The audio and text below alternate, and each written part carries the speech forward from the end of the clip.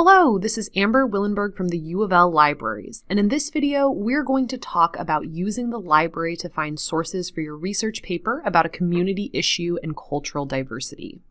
This assignment requires you to make a persuasive argument about your topic, utilizing a minimum of 8 sources from the library, including 2 peer-reviewed journal articles. We'll start by talking about peer-reviewed sources, also called academic or scholarly sources. All throughout college, professors assigning research will probably tell you to cite peer-reviewed sources in your paper. But what does a peer-reviewed article look like, and why is it so valuable for research? To answer that, let's take a look at this peer-reviewed article, International Reparations for Slavery and the Slave Trade. Let's take a look at some of the characteristics of scholarly articles like this. First of all, we can read the abstract to see that this article compares German Holocaust reparations with reparations regarding slavery and the slave trade in the United States, and that the author investigated slave ship manifests to see how reparations may be distributed. Based on this research, the author proposes how reparations could be made. In other words, the purpose of this article is to present the findings of research. This is a key feature of academic articles. They add new knowledge to an ongoing scholarly conversation. In this case, a larger conversation about the case for reparations through research. Next, we can see that the author works in the Department of Public Policy at the University of Connecticut. Academic articles are most often written by professional scholars associated with a college or university. You can see that this article was published in the Journal of Black Studies. If we Google this title, we can easily find out that this is a peer-reviewed journal, meaning articles published in this journal undergo a formal review process involving other scholars reading and responding to the work. Finally, if we scroll to the end of this article, we'll find an extensive bibliography with pages of citations.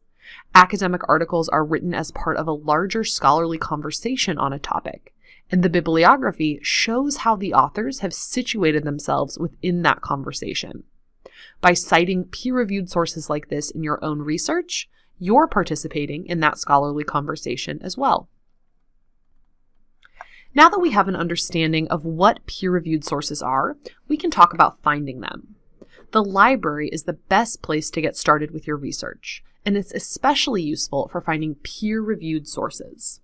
These types of sources are expensive, and your tuition dollars help pay for the library to provide access to them. While we're searching in the library, though, you'll see that we also have several other types of sources beyond peer-reviewed articles that you can use for this research paper.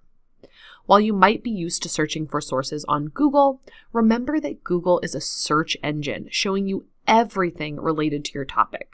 So you'll often have a hard time narrowing results down to high-quality academic sources. You'll also often run into a paywall on Google and not be able to read a source for free. When you're using the library for research, you'll get fewer results, but the results have been curated by humans who decided that these sources are useful for academic research, and we pay to provide access to expensive sources for you, so you won't be asked for money. However, because library databases are more specialized, it's helpful to develop a strategy before we begin searching. Let's say that we've decided to research how reparations for African Americans can become a reality in the United States for our research paper. In Google, you might just type in reparations for African Americans to get results. In library databases, though, we'll search using keywords, the most important words from our research question. In this case, reparations, African Americans, and United States are the most important words from our question. We don't just want to stop there, though. It can be helpful to think about other keywords related to our topic that might help us find information. For example, we might want to include related keywords like slavery, racial wealth gap, and Black Americans. We might also specify financial reparations as a keyword, and consider keywords that get at specific arguments for and against reparations: economics, funding, and race relations. Brainstorm as many broader and narrower keywords as you can. Having more keywords gives you more options for your search, so you don't get overwhelmed or stuck when you start searching. Now that we have a list of keywords to help us search in library databases, we can begin finding sources through the library. Let's get started on the library homepage, library.louisville.edu.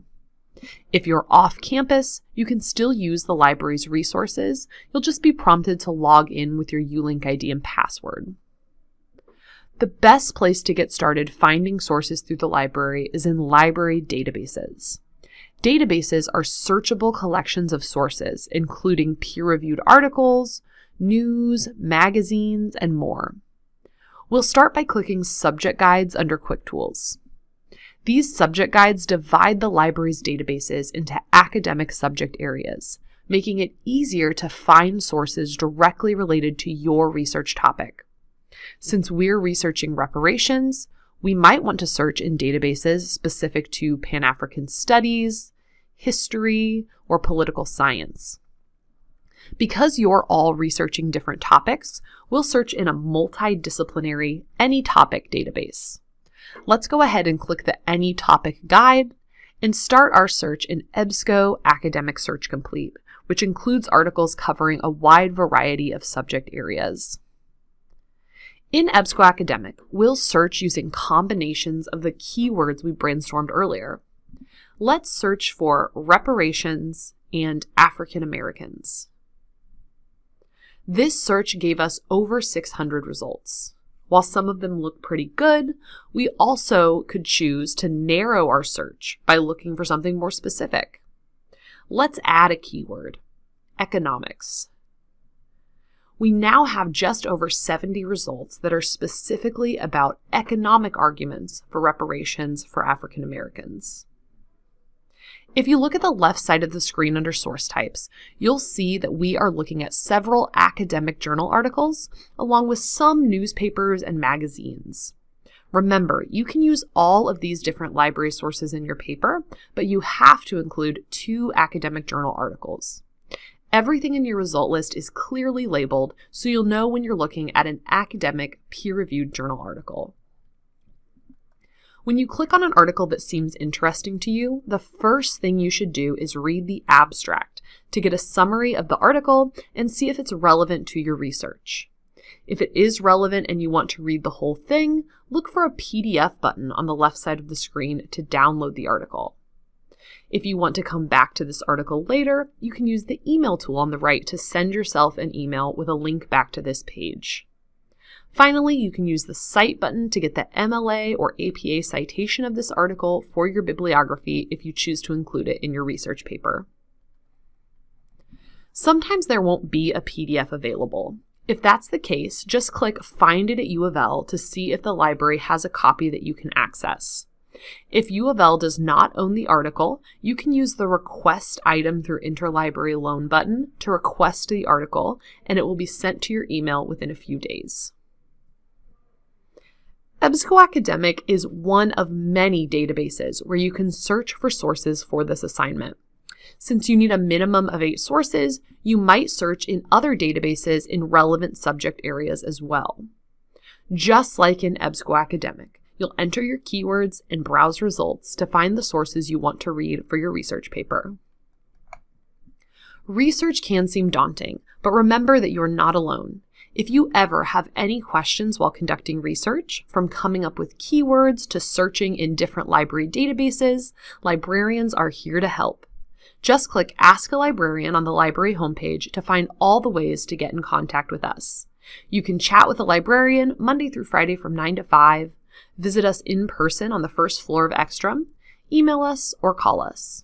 You can also schedule an in-person or virtual research appointment with a librarian for in-depth research help.